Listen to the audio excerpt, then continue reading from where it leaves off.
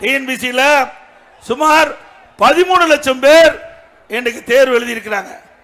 இதில் பார்த்தீங்கன்னா நடுத்தர மக்கள், ஏழை மக்கள் தான் இந்த குரூப் 4 தேர்தலில் அதிகமாக தேர்வு எழுதியிருக்கிறாங்க.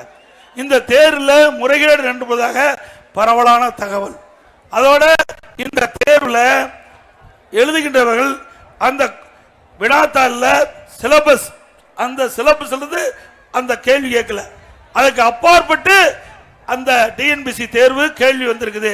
அதனால கடினமாகி பல பேர் அந்த தேர்வு எழுத முடியாத ஒரு சூழ்நிலை ஏற்பட்டிருக்குது. முழுமையா தேர்வு எழுத முடியல. ஏன்னா சிலபஸ் தான் ஒவ்வொரு முறையும் குரூப் 4 தேர்வுக்கு வினாத்தாள் எடுத்து அந்த கேள்வி கேட்பாங்க. ஆனா இந்த முறை அப்படி அல்ல.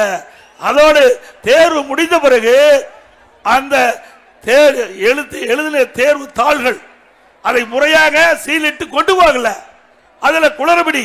ஆக இப்படிப்பட்ட குளறுபடியான தேர்தலை ரத்து செய்து மீண்டும் டிஎன்பிசி தேர்தல் குரூப் 4 மறு தேர்தல் நடத்தப்பட வேண்டும் இந்த அரசு.